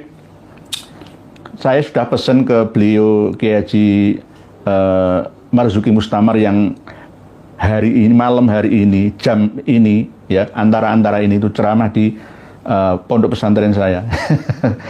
Saya bilang ke beliau, saya telepon tadi, Yai, orang menuduh saya Wahabi, loh saya pernah mondok di sana 7 tahun ya. Nggih, malam hari ini beliau, nggih. Nggih begitu nggih, Pak Toko Suryo. Pak L, jane sih enggak apa-apa, jane sih enggak apa-apa. Kalau bisa seperti itu, cuman yang ditakutkan nanti kalau sampai lambenya getar terus gimana coba? Apalagi kalau getarnya ngetril seperti stick PS2, kan lucu. Ih, maaf nggih, Pak L nggak apa-apa. Nulis apapun saya baca, nggih. Ya kalau maca surat Qul huwallahu ahad itu ya Bismillahirrahmanirrahim. Qul huwallahu ahad, Allahu samad, lam yalid walam yulad walam yakul lahu kufuwan ahad. Bismillahirrahmanirrahim. Qul huwallahu ahad, Allahu samad, lam yalid walam yulad walam yakul lahu kufuwan ahad. Bismillahirrahmanirrahim. Qul huwallahu ahad, Allahu samad, lam yalid walam yulad. Nek sing maca iku wong 1000, nah aku percaya. Ya, sing maca wong 1000, ya. Terus wong sijine baca surat Qul huwallahu ahad 90 kali 90.000 kan. Itu percaya. Lah satu orang baca 90.000 kali surat Al-Ikhlas ya enggak jelas, saya enggak bisa dipercaya. Jenengan pun enggak bisa percayain. Coba sampaikan ke seluruh rakyat dunia, masyarakat dunia, enggak akan percaya nggih. Muhammad Johari. Assalamualaikum warahmatullahi wabarakatuh. Waalaikumsalam warahmatullahi wabarakatuh. Hadirin Semenanjung Malaysia. Nggih, Semenanjung Malaysia. Salam hormat kami dari Nusantara. Dari Malaysia sama Nusantara Indonesia ini sedulur serumpun. Cuma sing tuwa sing diraruh. Wis pokoke sedulur gitu saja, nggih. Tapi sekarang alhamdulillah di Malaysia itu bahasa Melayu Malaysia banyak tergusur menuju ke bahasa Indonesia semua. Nggih, begitu nggih. Pak Muhammad Jawari nggih, salam dari Surabaya untuk Malaysia. Malaysianya mana? Penang, ya, Perla, Sarawak, Sabah, mana? Nggih. Berikutnya Muhajirin Jamilun. Salam Yai. PBNU sudah tahu doktrin dan khurafat ajaran para Habib, tapi kenapa tidak berubah sikapnya kepada Habib tambah makin lengket? Karena kena sihir. Oleh sebab itu saya kan sering menyampaikan amalan-amalan, kitab-kitab pegangan, ya di antara Simtud Duror, Rotib Al-Haddad itu tinggalkan. Nanti panjenengan akan pikiran, ya, hati dan keyakinan itu iso clear gitu, padang gitu, iso padang gitu. Maca Quran angen-angen sama nane, salat wengi lakonono, wong kang soleh kumpulono, ya, salat terus apa? Ya tombo hati 5 iku istiqomah, termasuk itu ya, amalkan ajaran itu. Kalau toh memang mau ngamalkan rotib yes, rotib itu akhirnya kan tertib ya, urutan-urutan yang terdiri dari bacaan-bacaan, ya ada Al-Quran, ya campuran, ya wiridan, dikiran, ya baik yang kuwarid dan ghairul kuwarid dari Nabi kita. Lah ganti dengan wiridan yang sholawat saja, kan enak, sholawat ping 100 kan enak. Karena ingatlah bahwa agama Islam itu mudah, jangan dipersulit ya. Tidak ada yang mempersulit, memperberat agama ini, dia akan keteteran, kewalahan sendiri. Jadi agama ini nggak menarik lagi. Wong Papua mau masuk Islam, wong Dayak, wong Sasak, wong nggak tertarik. Karena Islam itu sangar, abot ngelakoni. Jadi mudahkan, yassiru wala tu'assiru. Begitu. Wonderland Indonesia. Maaf Kiai. Dunia iptek, ilmu dan teknologi nyata dikuasai kafir non-muslim. Soalnya Muslim wajib sholat 5 waktu berjamaah. Soal Muslim wajib sholat waktu berjamaah di masjid. Apakah perintah itu turun karena ruang dan waktu kala zaman Nabi era perang supaya lebih mudah koordinir pasukan perangnya? Nggih, Bu Wonderland Indonesia. Hukum sholat berjamaah itu menurut Imam Syafi'i adalah fardu kifayah, tidak wajib. Menurut sebagian ulama ada yang mengatakan wajib.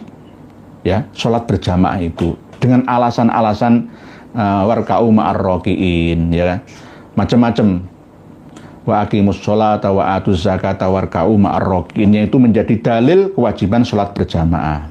Oleh sebab itu ketika kita mengambil dalil tidak harus langsung dari Al-Quran.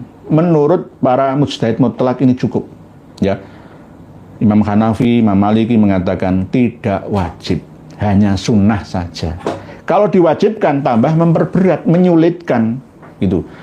Menurut Imam Syafi'i ya fardu kifayah, kecuali sholat Jum'ah itu wajib berjamaah, nggak bisa sholat Jum'ah munfarid, itu nggak bisa. Lah, manfaat daripada sholat berjamaah itu kan sholatul jamaati tafdulu min sholatil fadhi bisabi'in wa isrina darajatan. Ada yang mengatakan riwayat lain bi khumsin wa isrina darajatan. Macam-macam. Di antara hadis-hadis yang keras ya di dalam kitab At-Targhib wa Tarhib itu kan ada sampai siapapun yang tidak mau ikut berjamaah, yang laki-laki ya kumpul di masjid berjamaah sholat, maka akan aku bakar rumahnya. Ada yang seperti itu, ancaman-ancaman pada waktu itu. Jadi tidak wajib. Kalau dulu Rasulullah pernah mewajibkan seperti itu tidak mutlak ya, karena memang keadaan bagi kaum laki-laki yang tidak memiliki udzur.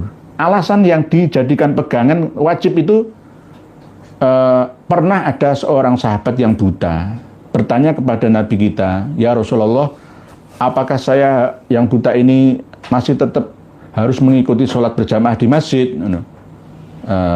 Padahal tidak ada yang menuntun saya ke masjid. Akhirnya minta rukhsah, keringanan saya biar sholat di rumah saja ya Rasulullah. Rasulullah memperbolehkan, oke. Tapi setelah itu Rasulullah bertanya, apakah kamu mendengar suara adzan? Mendengar. Oh, tetap kamu harus hadir. Akhirnya tetap harus hadir mengikuti sholat maktubah 5 waktu berjamaah. Nah, ini yang menjadi dalil wajibnya sholat berjamaah. Tapi menurut madzhabil arba'ah mayoritas tidak wajib. Yang wajib itu hanya sholat Jum'ah 2 rakaat saja itu. Yang lainnya itu fardu kifayah menurut Syafi'iyah, Malikiyah, Hambaliyah sunnah atau mandubah saja. Nggak apa-apa, nggak harus. Karena apa? Nanti kalau diwajibkan semua memberatkan. Ya, alasannya Pak Bu Wonderland tadi yaitu supaya mudah untuk koordinasi. Karena memang pada waktu itu kan zaman perang meluaskan wilayah kekuasaan. Kalau sholat itu kan enak, nanti menyampaikan program-program ini nanti kan enak. Kumpulnya itu enak. Jadi kewajiban itu berkumpul itu yang wajib. Jamaah itu kan kumpul artinya. Artinya seperti itu. Jadi kalau pas sholat datang dalam kondisi perang, ya tetap harus dilakukan, namanya sholatul khauf. Tata cara sholat khauf ada di dalam Al-Quran. Ada yang berdiri, ada yang menjaga. Nanti gantian setelah 1 rakaat dengan imam, memisahkan diri mufarokoh, lalu yang berdiri gantian sholat di belakangnya. Sampai selesai gantian menjaga. Kalau nggak gitu nanti dibunuh sama musuhnya. Nggih, begitu nggih. Sementara nggih, Bu Wonderland Indonesia. Berikutnya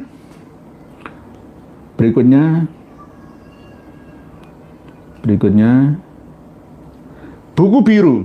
Sesungguhnya ada dzurriyyah Sultan Aulia Syekh Abdul Qadir Jilani dari jalur dzurriyyah Kanigoro yang sebagian khilaf dalam menisbatkan ketersambungan silsilah nasab leluhurnya pada Alwi bin Ubaidillah. Nggih, Pak, buku biru memang saya memiliki data sebenarnya ada jalur perempuan ya selang-seling yang dimiliki oleh Wali Songo kita.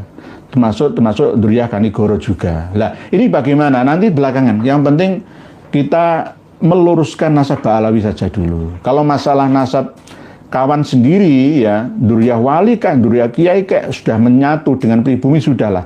Itu nanti masalah belakangan. Daripada nanti tambah beban ya, melangkah ya diselesaikan satu-satu dulu. Kalau semuanya diselesaikan nanti malah tambah memberatkan kita. Oke, begitu nggih, buku biru nggih. Jadi masih ada kekhilafan. Kalau Syekh Abdul Qadir Al-Jailani itu semasa hidupnya memang tidak pernah mengaku sebagai ayah cucu Nabi ini, aneh gue cucu Nabi, tidak. Memang ada duriannya beliau yang namanya Syarif Soleh. Syarif Soleh itu yang menjadi leluhurnya sebagian dari Wali Songo kita. Ex-zone. Assalamualaikum Pak Nur. Waalaikumsalam. Sebetulnya para habaib ini menyusup ke dalam NU. Apakah amalan NU itu sama dengan amalan habaib? Ada yang sama dan ada yang tidak. Kalau orang NU mengamalkan Rotibul Haddad, itu berarti ya campuran. Ya, karena memang di dalam kitab Risalah Mu'awanah misalkan, ya memang ada. Ya, bahkan di dalam kitab Fathul Mu'in ya, Syekh Abu Bakar Sato, itu juga ada anjuran untuk mengikuti tarekatnya Abdullah bin Alwi Al-Haddad. Tapi beliaunya mungkin belum mengkaji secara detail, teliti, ya mendalam tentang siapa sebenarnya Abdullah bin Alwi Al-Haddad itu. Kitab-kitab karya internalnya seperti apa, karya orang-orang terdekatnya, anaknya seperti apa. Sama dengan ketika kita warga Nahdien ini meyakini kitab Bughiyatul Mustarsyidin itu sahih 100%, enggak benar itu. Karena enggak teliti. Lah ulama-ulama kita dulu ya enggak, mohon maaf, bukan meremehkan kemampuan ulama-ulama kita dulu ya, enggak. Zamannya beda. Zaman dulu kertas kitab masuk ke Indonesia itu tidak bisa disortir dulu oleh Belanda. Kita masih hidup terbatas pada waktu itu. Pabrik kertas juga belum begitu seperti sekarang. Ada Ciwi Kimia ya, ada yang di Probolinggo itu pabrik kertas apa? Pabrik kertas pasar, bukan Python lah, listrik ya, tenaga listrik itu. Jadi ada pabrik kertas Ciwi Kimia, Sidoarjo, ada pabrik kertas yang ada di Probolinggo. Dia malah gampang kita mencari kertas sekarang. Bahkan ada yang imporan dari luar negeri. Tapi kalau dulu nggak bisa. Termasuk tidak mampu mengakses kitab-kitab karya Ba'alawi yang ada di Timur Tengah sana. Kalau sekarang zamannya sudah terbuka. Jadi saya tidak menyalahkan Hadratus Syekh ya, Jasim Asy'ari, Hadratus Syekh Wahid Masbullah, apalagi menyalahkan ulama yang abad 21 ini, misalkan almarhum Kiai Haji Maimun Zubair. Saya tidak menyalahkan, tidak pernah menyalahkan seperti itu. Tapi ya memang keadaan tidak sama, zamannya beda dengan zaman sekarang. Jadi kalau misalkan ada yang meyakini Bughiyatul Mustarsyidin, Risalatul Mu'awanah, Nasoihud Diniyah itu sahih 100%, ya berarti nggak meneliti, hanya sekedar membaca saja. Hanya sekedar membaca, belum memahami secara utuh sepenuhnya. Begitu, campuran memang, campuran.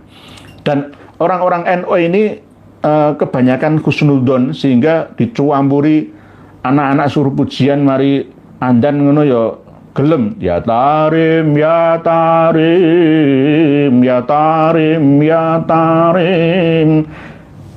Yang kurang ngerti lagi mobilnya duwei plat cap-capan Darokah ya ahlal Madinah ya tarim wa ahlaha. Ngono ya gelem-gelem wae. Barokah Habib Abdullah bin Alwi Al-Haddad. Ngono ya gelem-gelem wae. Ya karena apa? Kurang mengerti gitu loh. Asal usul dari apa ini gitu loh. Enggak meneliti dulu langsung diterima diterima apa adanya. Sama seperti ketika sholawat yang bijahi Ba'alawi itu ya. Sholatullah, sholawat busro saja, itu saja kita kecolongan kok. Sholat busro itu kan sudah masuk ke dalam memori anak-anak kita, dan kita mulai berat untuk menghapus memori ini. Sholat busro itu kalau bisa nggak usah dibaca saja, masuk ke dalam jantung NU, harlah NU yang ke-100, sholat busro dibaca sampai menggelar ya di mana-mana, di musola dan masjid seluruh Indonesia ala Nahdlatul Ulama. Ya pujiannya sholawat busro. Tak kembalikan lagi ke sholawat tibil kulub saja. Begitu sementara ekzon ada campuran amalannya. Tapi kalau amalan ulama Kiai Duriyah Aulia Tis'ati itu tidak. Tidak, karena torekohnya bukan torekoh Ba'alawi, Alawiyah ala Ba'alawi, tapi torekoh Qadiriyah, Naksabandiyah, torekoh Satoriyah, torekoh yang bukan dari Ba'alawi. Nggih. Berikutnya Pak Joko Nur. Semoga Allah Subhanahu wa taala selalu memberikan kesehatan, keselamatan, penurahiyah, amin. Matur suwun Pak Joko Nur dari Tangerang, Jawa Barat, Banten. GG Rohman, menurut Pak Kiai, apa manfaat dan nasihat atau nasihat yang didapat oleh Raffi Ahmad dari Rizik Syihab tentang pembinaan kaum muda Islam? Semoga Pak Kiai dan juga kru selalu sehat, amin. Matur suwun.